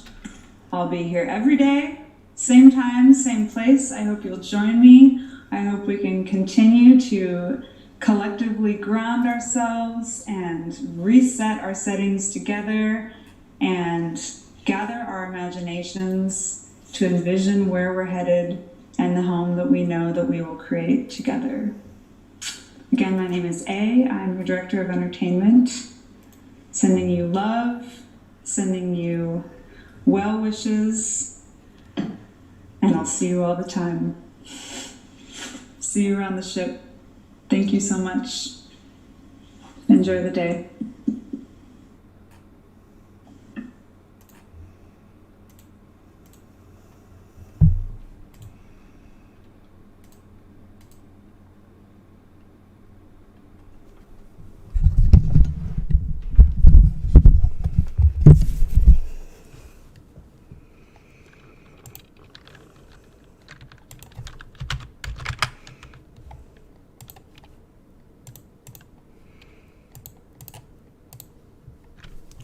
Hi, y'all, and welcome back. Let me bring Tyler back. Hi. I was in a lullaby. I know, that was such a relaxing experience. Thank you to A and to the vast ship makers everywhere for bringing us that experience. Amazing. So I have an echo.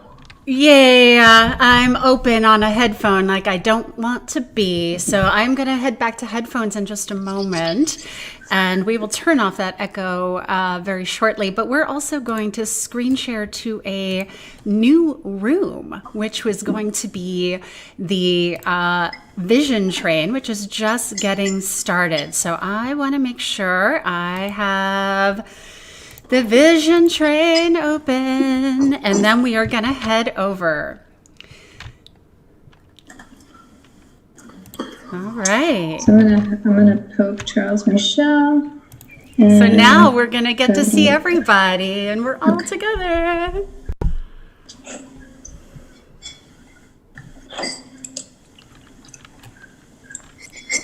So, for those of you who are just joining us, we are here for Making the Invisible Visible, a day-long salon and experience, a showcase of artists inspiring planetary cooperation. And for everyone that's here on the Vision Train during this segment, it's an hour and a half long.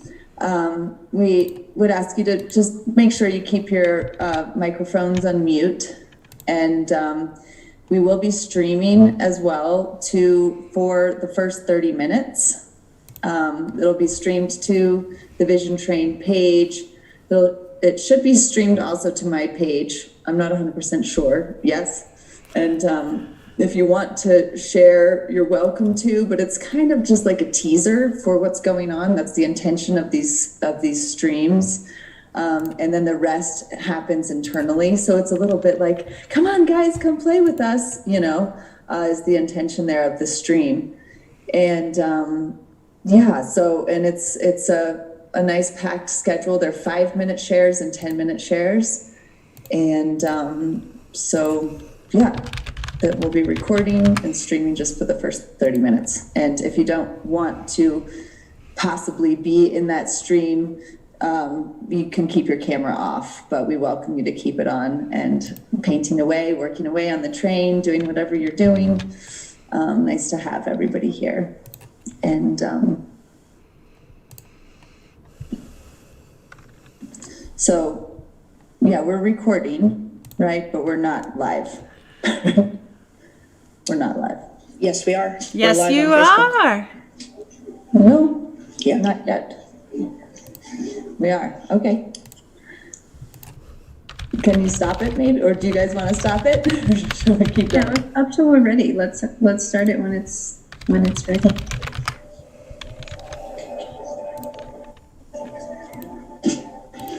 All right. So Tyler, I think we're going to stay here for just a moment and bring them back in a second. And they are going to be live painting and also having a number of experiences that are going to be joining us, including speakers. All right. Well, I texted Charles, so hopefully he's on his way soon. He's very excited to do his presentation all about pleasure and the deliciousness. All right, so we're going to come right back to Roxy and to the vision train in just a moment, and want to make sure that we give them plenty of time. So for those of you who are just joining us, we have been a part of a day-long art salon. It includes many artists working across many different spaces, and that has included Zoom, New Art City, Topia, and many different custom websites created by many artists. I think we're up to nearly 100 artists contributing to this experience. So some of you saw New Art City earlier. Some of you saw the fun in extensive use of words. And we are just delighted to figure out how to help you navigate all of these interesting virtual spaces that the artists are creating as part of their design science prototypes. Now, Tyler, you've done a lot of artistic collaboration and prototyping. As you're seeing this sort of work in progress, I'm curious what's coming up for you in terms of discoveries and lessons that you're learning. I mean, we're possibility. That's definitely coming up. So I think that can we do the audio by giving the feedback on me? Yep. Me. I think that really, the idea that great challenges have always pushed humanity into its best self.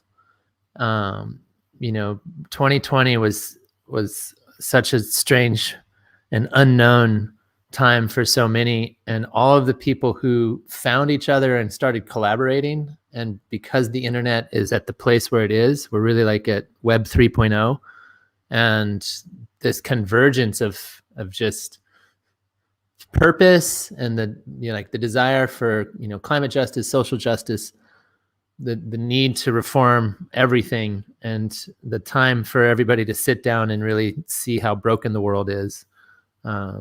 And so, the artists are always the ones who lead the way. That's what I've always said. One of my favorite quotes is from Tony Bambata, it is the responsibility of the artist to create the irresistible revolution. And the emergence of technology and art I don't know what the difference is. To me, art is the umbrella for science, for tech, for creativity, for anything like that, is the truest form of humanity, and is what's gotten us everything from your phone to your toaster. All of it has come and been built on top of folks questioning the world and making a new positive, well, not necessarily always positive, but that's what I'm excited about the Design Science Studio and all of the organizations that are part of this and supporting it, because it builds that protopian future, it builds the better future. And that's what we're so much missing in our world right now, because so much is just fear and uncertainty. And so, hey, look, the solution's already been invented, and yes, it makes money, and yes, it doesn't destroy you, and yes, it's actually good for the planet. And so when artists get a hold of technology and turn it into their own imaginations, that's my sweet spot. That's my favorite spot. And so it's very inspiring. And I can just see in the next 10 years of the possibilities of all these digital spaces, and then eventually the return to our analog spaces, and how those two will be married into the future like they never were. And COVID, that is a silver lining of the global pandemic that we've all experienced. So that, and one final thought is it just touches my heart so much to hear people say that this project was a lifeline. And for anybody listening out there who's wondering how you could be a part of something, like, just keep searching, keep reaching out. Like, there is the pathway, and there is so many people who are wanting to connect, and these are the bridges These are the bridges of the future. So I'm excited.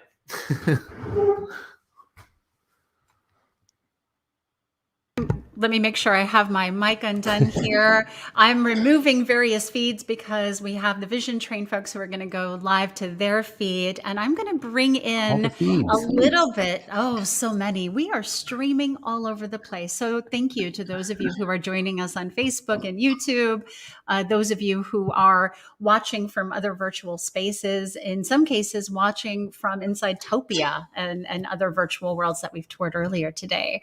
And just thank you for your comments. I just want to reach out. Paige, you are a delight to work with, and thank you for reaching out. This has been a really fantastic experience. Mark Smith, I loved where you were going with this. This was when we were back in the New Art City space. And Michael, thank you to A for her amazing performance, both of Nature Boy and Nature Girl. And to answer Michael's other question, today we've been using a number of tools, including New Art City, which is a bespoke platform that was built by two of the folks that you saw come on earlier today, Sammy and Dawn. And then we also went to Topia earlier on, and Topia was the one that looked a little bit more like a line drawing. So it was... Yeah, my talk. And then we went to New Art City, which was this look and this sort of 3D web environment for walking through the art. So you are welcome to take a look at those. You can also jump on to be a part of this salon. Tickets are still available, and you can RSVP and get all of those URLs directly. So it looks like what's happening in the Vision Train is that there's going to be a handful of talks, and we're going to cut away to them in a few minutes. Basically, what's happened throughout this day is that different people are having different experiences and what are like galleries all linked together. And we are the tour guides to go across those spaces with you. So whether it's looking at how to make the invisible ideas in our brains visible, or how to make the digital more visceral and intimate, I think, yeah. Bing, bing, bing. So much of it's about our physicality and our commitment to creating interactive experiences that do transmit both intimacy and care as a framework. And I think we're seeing that in many of these examples. Is there anything else you've wanted to share with our tour folks today? We still have, I think, about 30 folks watching the stream. Oh wow! No, I think get in there. Support these causes, and like you found your way to this point. These folks who've been working on this have been doing endless hours to get to this place, and this is just an iteration of what will continue to be. And again, like the long-term focus of getting to a place where it's a decade of rebuild, because that's what it's going to take. We do not solve any of these problems overnight. And one of my favorite lines that I heard from something last year was, if we accept that we're not the generation to solve all the problems, and actually we're just the generation to build the bridges and to be the bridge. And so that's something that's really resonated with me of we're here to build the structure for the next generations to really come in and do the long work to undo everything that has been done. So it takes a village to make a festival. Wait, it takes a festival to make an art. Like it takes a world to change a world. Some of us are connecting the dots, and that is our work in this world. I've never seen more people engaged in community and politics and art and just in passion. And so to our dear friend who's no longer with us, Timothy Leary, find the others. They're out there. They're everywhere. And and this is a node. So this is a node, and it's collecting steam. So pay attention and And now we have a vision. We're going, and this is where we're getting to a vision train. Yeah, so we're about to go to the vision train. And the vision train, for those of you who have not encountered this before, what we're going to, and you saw a little bit of this earlier, an artist named Amanda Sage, who I adore, I think I first met Amanda at a Do Lab event. If that tells you anything of how long we've been friends, I think probably 12 years in various festivals and events.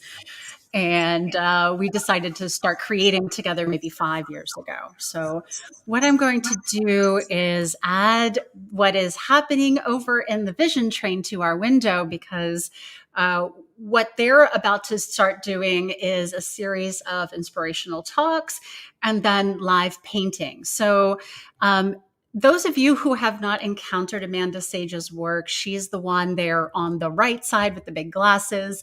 Amanda is an amazing visionary art painter, workshop leader, fine artist. I wear her cloaks and clothes all the time. And she has been doing the vision train now for 10 months. And we saw some of those folks in Topia, but now we are going to see a little bit of what happens inside the vision train. As I understand it, they're basically using Zoom as almost like a train that people can get on and off and participate in. And some of those folks are live painting. So I think if I can, let me see if I can pin. I think some of these people are pinned directly. So I don't know that I'm going to be able to see all of their works, but let's see. So we can see that there's a bunch of artists here at least. Yeah, this is, and they've been doing this for months now. Right. So, and this is just one train, this is just one note. Like I know of other things that have happened like this in solidarity, in lockdown solidarity. I mean, look at all this. Look at everybody's making something. Right? Isn't that astonishing, right? So what Amanda's doing is basically live workshopping with fine artists on a regular basis. Vision Train has its own Facebook group. We were broadcasting there earlier today. I think we just cut the stream to Vision Train so that they could be streaming this workshop. But you can jump into the Vision Train if you're an artist who wants to be in collaboration with other fine artists who are working in this vein. Hop on Amanda Sage's Vision Train for sure. And if you're looking for more information on all of these ideas and on the Design Science Studio as a whole, we're going to go ahead and share some of the links and resources that you might want to take a look at. And then Tyler, I think what we'd like to do before we wrap as well, they're going to have some talks and we'll go to their audio in a few minutes, but we should also just give a shout out to some of the artists and maybe even screen share to the link of artists so that you can see some of the amazing creators. So today we've seen fashion designers, we've seen musicians, we've seen video artists, we've seen sculptors. We're currently seeing fine art painting live with many artists at once, which is just astonishing to see. And I got to say, I'm just amazed at what's happening here in this window right now. I'm going to try and make it not cover up Amanda's face so that we can see her again. But there we go. Let's see. Does that work for you? Yeah, that looks good. Yeah. So now you can get a little sense of what this looks like in terms of an interactive art experience for a community. And so it looks like she's got another 50 artists on the Vision Train, in addition to the many who've been watching across these other streaming spaces and galleries. Yeah. So any thoughts and takeaways on artistic practices or prototyping ideas or ways that you might want to make the invisible visible in your own life, Tyler? I mean, I've always been a wizard behind a curtain, making the magical thing come to life. So my head is, very full of what is next. I'm actually been trying to reach out to South by Southwest to like plug these types of after party things in. So all of these virtual spaces that are coming online are so special.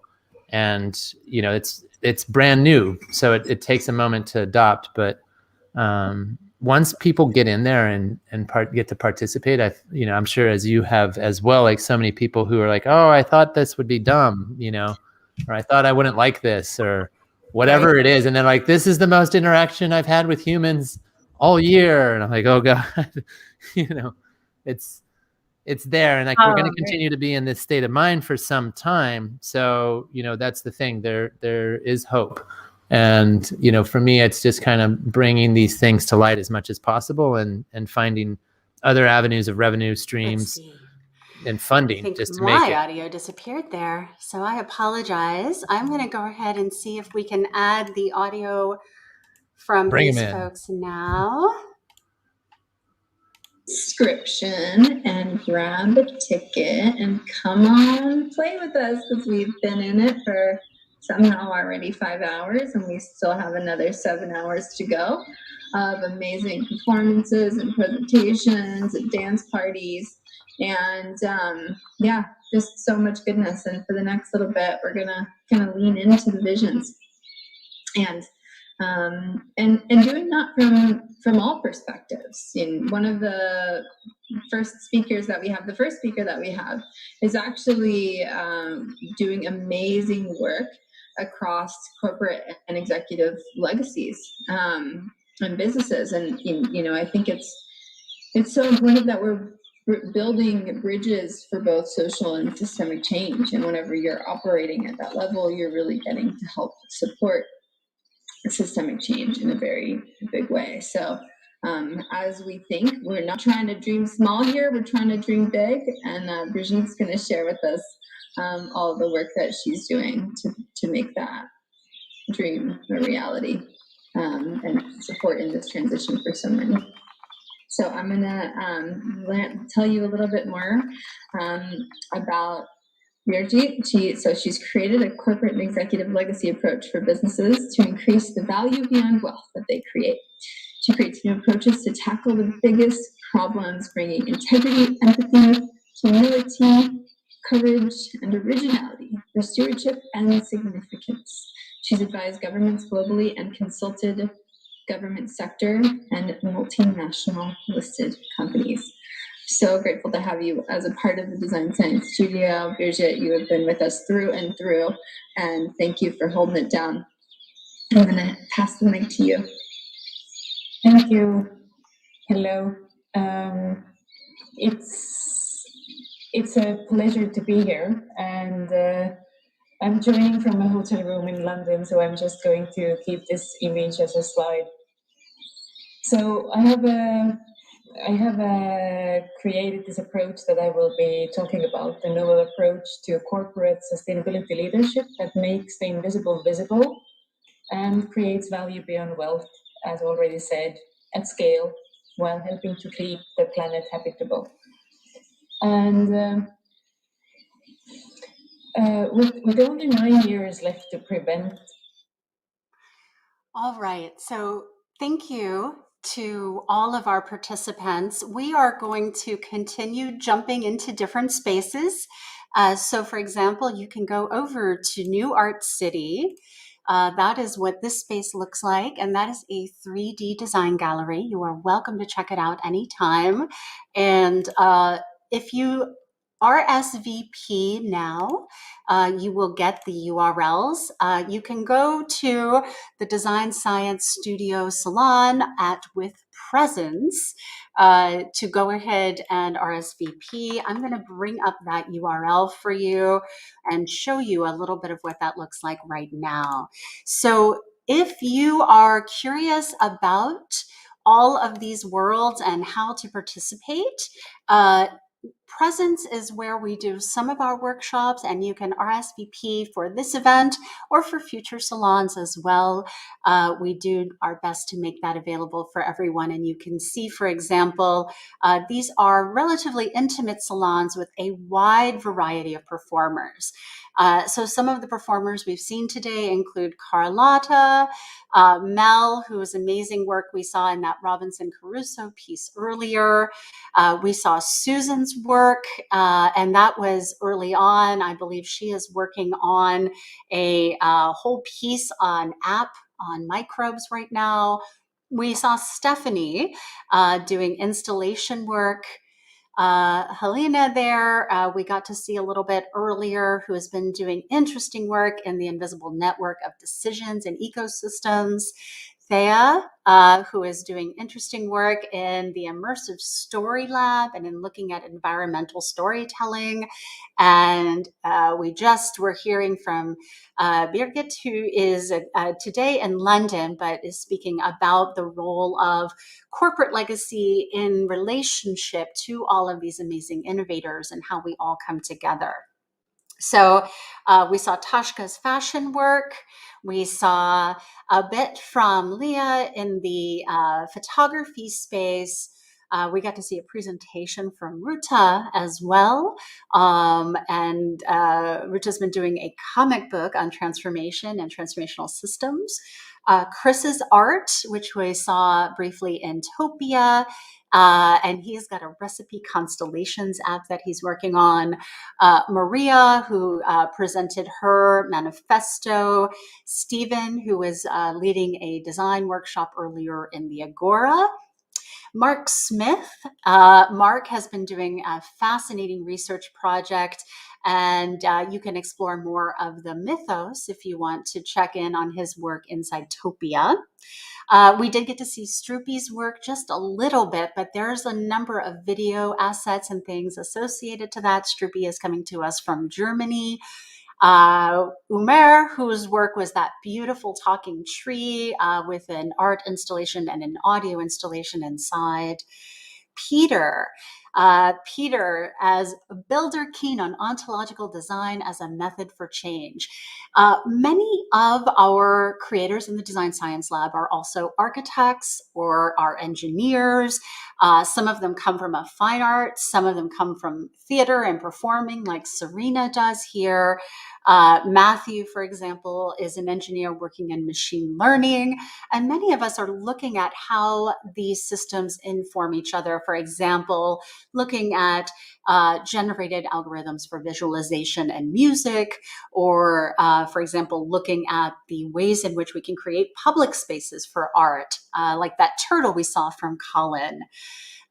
Jess, who is one of my favorite local artists, who does embodied eco performances that are both dance, but also are far more interactive and engaged than most dance performances.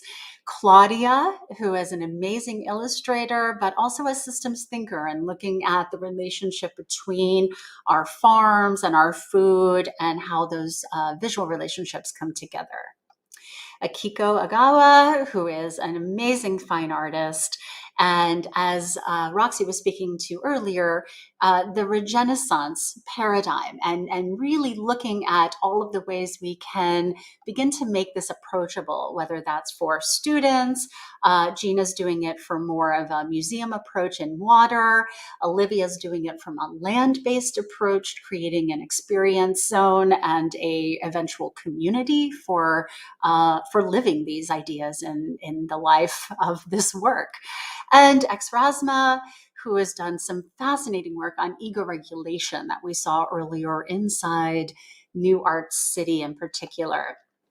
So these are just a few of the artists that you will see if you go in. Casey House, Ilaria Forte, who's doing amazing work in immersive healing. So if you can imagine future hospital rooms and how they could be also healing zones, Ilaria is building a whole framework for that work as well. And again, these are in some cases collaborators that we've all been either working with or circulating around for a better part of a decade. Gary Garman, we just saw Amanda Sage and the Vision Train, and there's Amanda, myself, Melissa, who is an amazing fashion designer. We got to see a little bit of her work in sustainability in fashion as well. Tara Baswani is an amazing performance artist and has been working on a manifesto of design principles. So you can see how some of this work begins to inform each other's process along the way.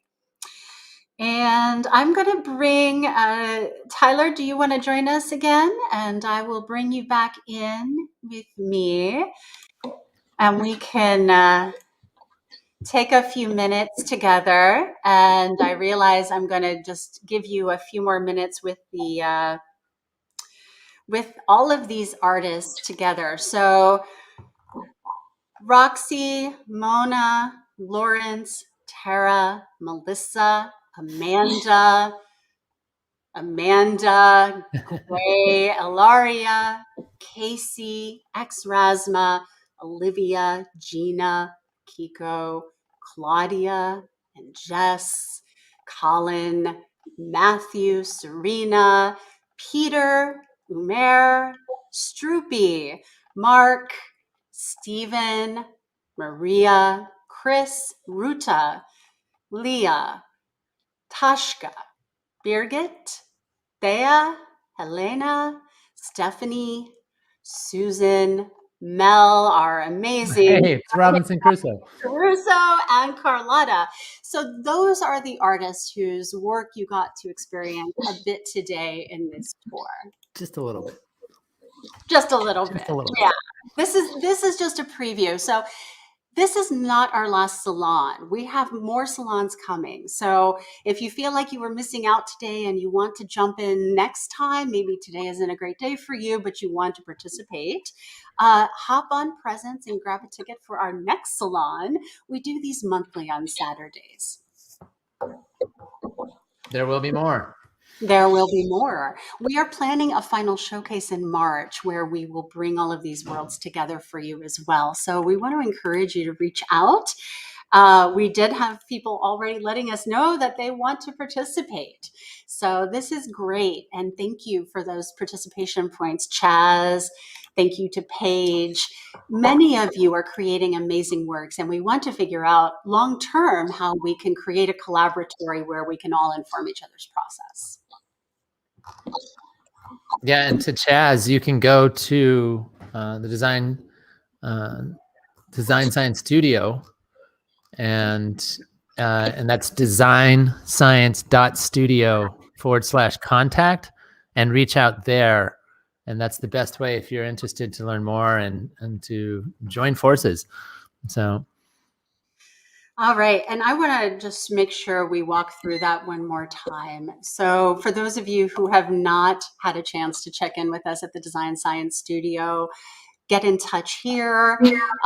We do have regular calls for creators. So you can see this cohort is going through March, but there will be other opportunities to participate. So you can learn more about the Design Science Studio. You can learn more about the projects in the studio because there are many of them. This is just a small sample of some of the teams that have been working with us. And we're going to wrap stream in just a few minutes, but is there anything else you'd like to share with our amazing artistic explorers today with us on the tour? Myself, I mean, just go. Go. We're just tour guides here. Now it's all about you.